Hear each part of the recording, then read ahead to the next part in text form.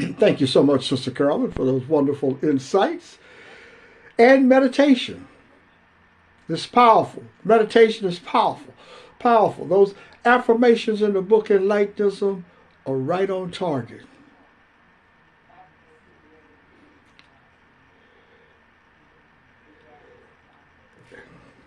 Yes. And you can begin your day, folks, with the wonderful affirmation that I am greater than the I that I created, so that you have power. This broadcast is about power, not victimization. Power. Yes, right. Thanks so much. Okay, folks, Sister Carolyn got us started with a great meditation. You can find out more about the meditation by going to Amazon and get the book Enlightenism, A New Way to Think and Live. I'm Brother Malcolm. I'm here with you today to continue my discussion about the greater power within you. My message is always that the greater power is within you. The greater power of God. You're not powerless at all. You're not a victim at all. It is only what your mind tells you about the illusions of power. So that you believe that the illusions of power, things that are outside of you, that causes you to feel powerless, victimized by crime, violence, racism, oppression, starvation, impoverished mindset, believing what others have told you about who you are, denying the greater power within you, relying upon the past to define the present. See, when we rely upon the past to define the present is a continuation of the past. And when we stop continuing the beliefs of others from the past, then we create a new way to think and live. So we're not following the past on this broadcast. We're letting it go. And this may be challenging for many of you. But as I said yesterday, before I get more into the text, the idea, the belief, the knowing that the greater power of God is within you is more beneficial to you than believing that God is in the sky, away from you. There is a closeness with this power. And when you think about it, it affirms everything that you have been taught but didn't focus on. You've always heard about all of the army president, omniscient, all of these armies that are attributed to the greater power of God. But you didn't pay much attention to it. At least I didn't. I didn't pay much attention to it. I had no way of believing and accepting that the omnipresence of God was in me in moments of great challenges and difficulties. I did not feel that way. I felt the way that I had been taught, that I needed to try to pray, meditate, or whatever, to send a message to God. I need help. Please help me, God, to get through this pain and suffering in my life. Please help me get through the debt. Help me get through unemployment. Help me get through a project on a job. Help me get through writing a dissertation. But it was always a feeling that this power was outside of me, because that's what I had been taught. Now, you may have been taught something different. But for most of the people that I have interacted with and heard about, they believe that the power is outside, even though they acknowledge that the power is everywhere at the same time. So I am crystallizing and focusing on the power being in you. I'm cutting the distance down. I'm cutting down the separation I'm diminishing the separation between you and God. So that you don't look up in the sky for God. You're trying to find that which you cannot see. And there is no closeness to it. As I said yesterday, do you really feel close to Mars or Saturn? Do you really? Mercury, Venus? Or even when you look up in the sky, and you see the vast universe and all of the stars, do you feel a closeness? No, you don't. You feel a more closeness to your home, to your work, driving on the freeway, riding the subway.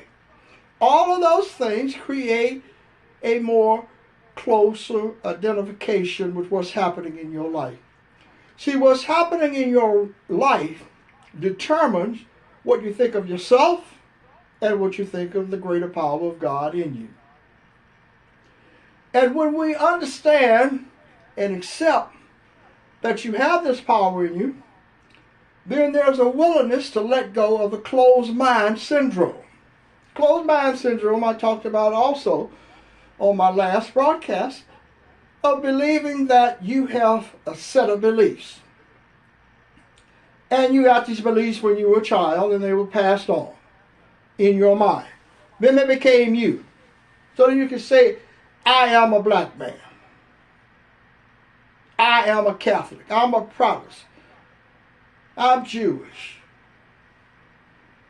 I'm Muslim. I'm Hindu. I'm Buddhist. And we say these things effortlessly as if that's who we are. That's relying on the past. See, that's the past. But that past is more important to most of us, particularly all of us in toxicity, than working in the present. There doesn't seem to be any benefit in working in the present. Who wants to spend time? You can ask rhetorically, who wants to spend time working on your mind? Who wants to spend time? Oh, people say, well, I would rather feel better about myself if I knew more about the past. That I could learn that Moses, for example, wrote the first 5 books of the scriptures, what they call the Bible. He wrote them. Created all of the information. Well, you say, well, I didn't know that. They didn't teach me that in Sunday school or in church. So now you feel like, hey, I've learned something. Or you didn't know about King James, taking all of the information from generations for generations and putting it all together to create his version of what Moses talked about and what Paul talked about and others, to call it the King James Version of the Bible in 1611. Say, whoa, I didn't know that. So now I know something. Or I could talk about the 1619 project, which people talking about have been fighting about it and discussing in the United States of America, whether it should be taught in the educational system. And that would be the date that people accepted as the date that the slaves first arrived from Africa into the United States of America. And then we get into rolling it over to you regardless of your race. But I'll take 2 examples of race, black and white. Is it more desirable? Do you feel that you could get more benefit if you would choose between 2 things? The historical beings, the historical individuals, or the greater power of God within you? Which would you choose? Would it be more beneficial for you to know about Frederick Douglass, if you're black, Frederick Douglass, Booker T. Washington, W.E.B. Du Bois, Marcus Garvey, Elijah Muhammad, Malcolm X, Martin Luther King Jr., and others? And you could get a position and a degree. Someone in toxicity could bestow a degree on you based upon what you know about those people. But would you choose to know more about them than yourself? Which one would make you feel better? See, these are the choices that we have made. And I'm not going to sit here and tell you that early on, before I got on the path of working inside of the mind, I would have readily chose to know more about Frederick Douglass and all of the other people than to know anything about myself. I thought I already knew about myself. I'd accepted the definitions of what it meant to be a black person in the United States of America. So I was fine. I needed to know more about it. I needed to know what people had denied me in teaching me, so that would make me feel better. That now I was in a position to go teach other people, particularly African Americans, say, see, you didn't know this. They said, no, we didn't. Or you didn't know about the civilizations in Africa, in Mali, Timbuktu, all the things that you've heard about. They said, now you know something. See, you know something about history. You know something about the evolution of education. You know something about the Egyptian, Greek, Roman, European education. You know a lot about it if you spend your time doing it. It is supposed to have more value. So, the greater power of God within you, separate from his history, means what to you? What value does it have? Then you understand what value do you have without thinking the way that you have decided to think and live. What value do you have? No one's going to build a monument. Now, if you are European or white, you want to know as much as you can about the Mayflower. You want to know about the Revolutionary War. You want to know more about George Washington, John Adams, Thomas Jefferson, Madison, and all of the others. Lincoln. You want to know as much as you can about how things happened in the past, so that you have a better understanding, you believe, of what's happening in the present. So people become scholars about history, and they can tell you about it. What happened in European history, Napoleon, all of these things. People can tell you about the wars. Some of them would go so far to tell you about all of the literary figures, Shakespeare and all of the others, Keats and all of the other people that have done a lot of things. Would you choose to spend your time learning more about historical figures in the past than about yourself? How much time are you willing to devote to yourself? Knowing more about why you think and live the way that you do. Why you have accepted a label about who you are. Why have you denied that the greater power of God is in you and believe what someone told you about it being in heaven? Heaven is a place that exists outside of you. A place that exists only for those who have passed away. And somehow you journey into heaven, and heaven becomes your home. A place that you don't know how to get to. Now I'm telling you today that heaven is in you. Because wherever God is, so is heaven and everything else. There is nowhere that God is not. And therefore, if God's in you, then you already have heaven in you.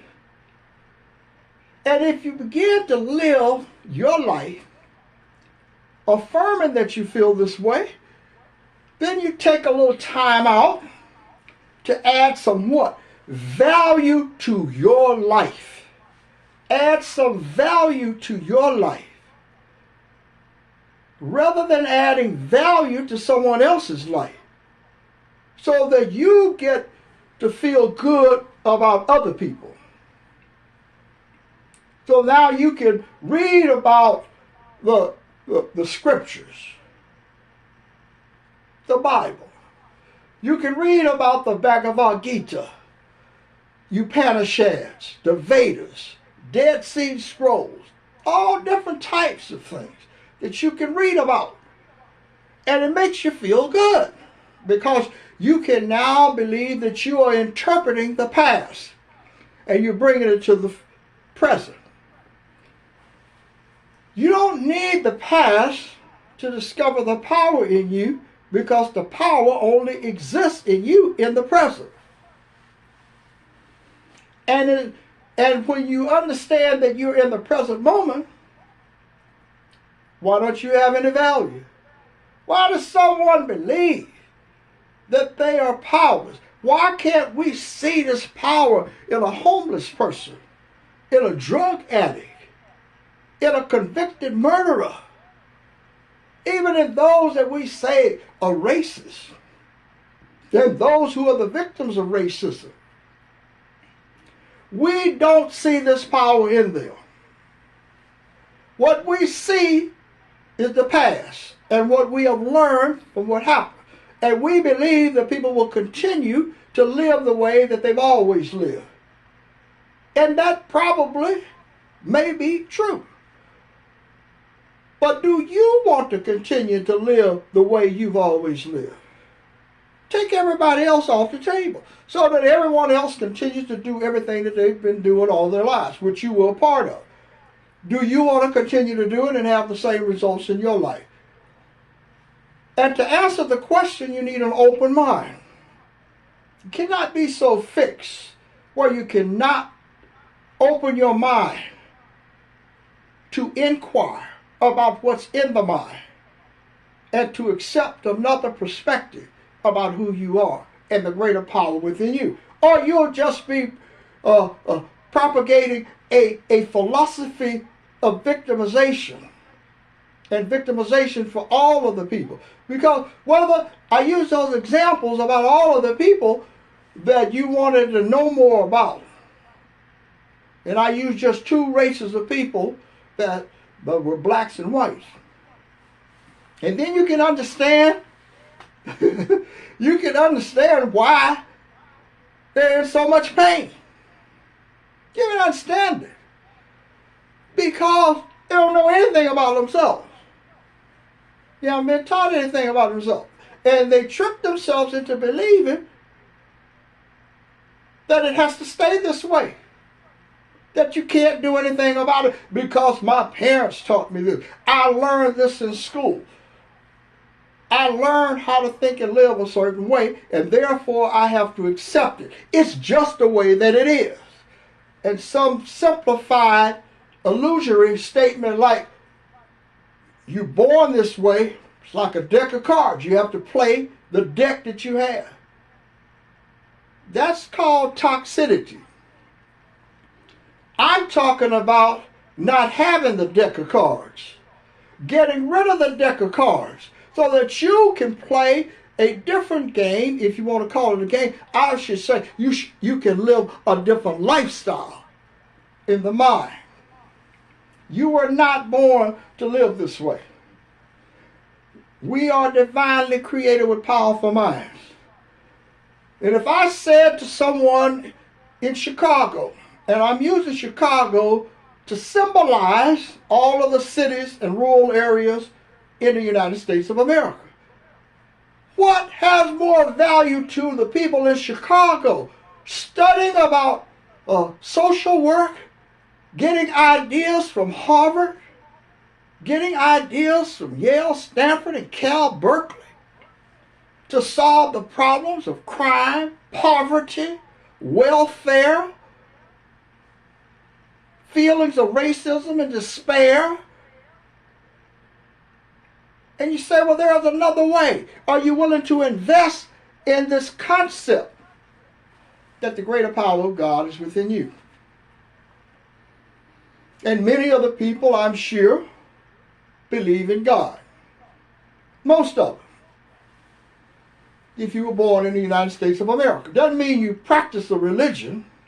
It doesn't mean that at all. It means you believe there's a greater power than the one that you have in your life, that you are expressing. There is something greater than Cal Berkeley and Stanford and Yale and Harvard.